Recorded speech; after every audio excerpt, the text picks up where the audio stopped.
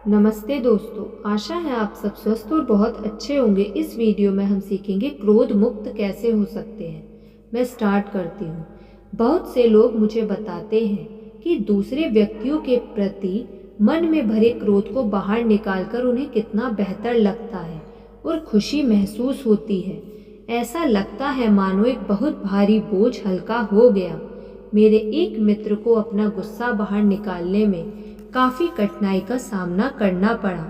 बौद्धिक स्तर पर तो वह अपनी भावनाओं को समझती थी, किंतु वह उन्हें बाहर नहीं निकाल पाती थी।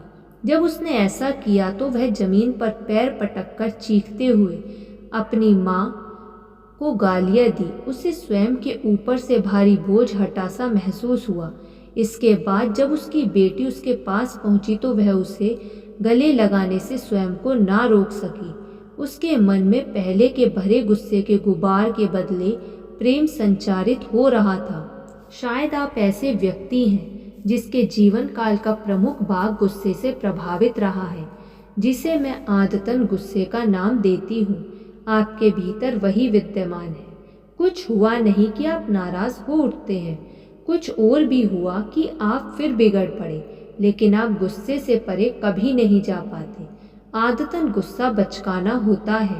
आप अपने ढंग से ही चलना चाहते हैं। आपका स्वयं से निम्न बातें पूछना आपके लिए काफ़ी मददगार साबित हो सकता है।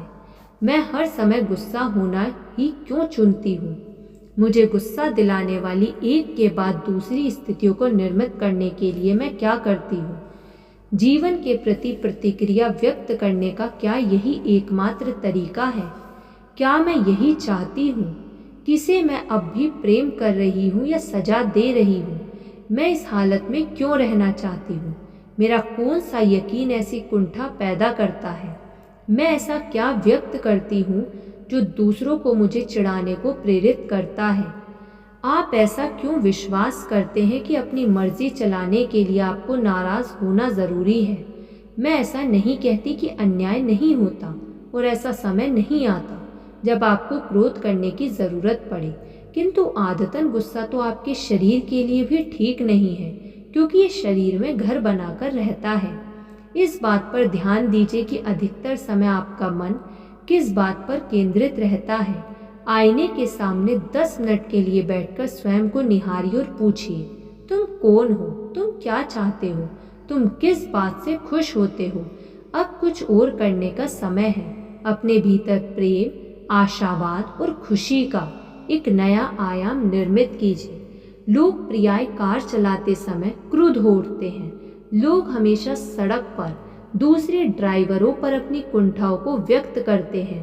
काफ़ी समय पहले मुझे एक तथ्य का पता चला कि सड़कों के नियम पालन करने की दूसरों की अयोग्यता के लिए मैं नाराज़ हो रही थी। इसलिए अपनी कार चलाते समय अब मैं जो तरीका अपनाती हूँ उसके अनुसार सबसे पहले कार में प्रवेश करने के पहले मैं कार के प्रति अपना प्रेम व्यक्त करती हूँ। मैं कहती हूँ कि अच्छे, कुशल व प्रसन्न ड्राइवरों के बीच गाड़ी चला रही हूँ। इसके बाद अपने इस विश्वास और स्व उद्गार के साथ जब भी मैं सड़क पर होती हूँ तो अपने आसपास मुझे अकुशल ड्राइवर बहुत कम ही नज़र आते हैं जो क्रोध से उन पर चीख चिल्ला रहा होता है। आपकी कार आपका अपना विस्तार है, बिल्कुल वैसे ही जैसे हर कोई या हर चीज़ आपका विस्तार है। इसलिए कार के प्रति कुछ प्रेम व्यक्त कीजिए और फिर सड़क पर अपने आसपास सभी लोगों के प्रति प्रेम व्यक्त कीजिए। मेरा मानना है कि आपकी कार के हिस्से आपके शरीर के हिस्से जैसे हैं। मेरी एक कर्मचारी महसूस करती थी कि उसका कोई दृष्टिकोण ही नहीं है। उसका जीवन कहाँ जा रहा है या वह कहाँ पहुँचना चाहती थी, वह उसे देख ही नहीं पाती थी। एक दिन जब वह सोकर उठी तो उसने अपनी फिट शीट चकनाचूर पाई। मेरे परिचय के एक अन्य व्यक्ति को महसूस होता था कि वह अपने जीवन में कहीं फंसकर रह गया है। ना तो वह आगे बढ़ पा रहा था, ना वह पीछे जा पा रहा था, बल्कि जड़वत होकर रह गया था। मैं जानती हूँ कि शुरू में यह बकवास लग सकता है, लेकिन जिस बात ने मुझे आकर्षित किया वह यह है कि उक्त दोनों व्यक्तियों द्वारा प्रयुक्त शब्दावली उनकी उस मानसिक स्थिति को दर्शाती थी जो कार से जुड़ी हुई है।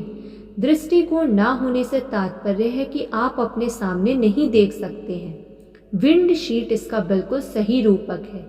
इसी तरह फंसकर रह जाना फ्लैट टायर का उदाहरण है। अगली बार जब आपकी कार को कुछ होता है तो उसे लेकर रख लीजिए कि टूटा हुआ या बिगड़ा हुआ हिस्सा किस बात का प्रतिनिधित्व करता है, और यह भी देखिए उस खास क्षण जो आप महसूस कर रहे हैं उससे उसका संबंध जोड़ सकते हैं। इसके परिणाम आपको चौंका सकते हैं। अपने ऑटोमोबाइल का इलाज कीजिए। एक समय था जब लोग शरीर और मन के बीच का संबंध नहीं समझते थे। अब समय आ गया है जब हम अपने विचारों को और आगे ले जाएं और माइंड अर्थात शरीर, तंत्र और मन के संबंध को समझें। आपके जीवन की हर स्थिति सीखने का अनुभव है और इसे इस तरह संभालें जिससे वह आपके लिए कारगर सिद्ध हो सके। क्रोध से संबंधित कोई बात नई या अनोखी नहीं है। इस अनुभव से कोई अछूता नहीं रहता। इसे पहचानकर इसकी ऊर्जा को अपेक्षाकृत अधिक स्वस्थ दिशा में ले जाना ही इसकी कुंजी है। यदि आप बीमार पड़ें तो इस बात पर सीखिए नहीं। शरीर में गुस्सा पालने के बदले इसमें प्रेम संचारित कीजिए और स्वयं को माफ कर दीजिए। आप में से जो लोग बीमारों के तीमारदार हैं वे अपना स्वयं का भी ख्याल रखिए। यदि आप ऐसा नहीं करते तो अपने मित्रों व परिवार के लिए भी अच्छे नहीं होंगे। आप अपने ही नकारात्मक भावों की आग में जलते रहेंगे। अपने इन मनोभावों को बाहर निकालने के लिए कुछ कीजिए। बाहर जब आप गुस्से से ऐसे सकारात्मक तरीके से निपटना सीख लेते हैं जो बड़ी तत्परता पूर्वक आपके लिए फायदेमंद होता है, तो आप अपने जीवन की गुणवत्ता में बहुत से परिवर्तन होते हुए पाएंगे। धन्यवाद। आपको ये वीडियो कैसी लगी कमेंट करके ज़रूर बताइएगा।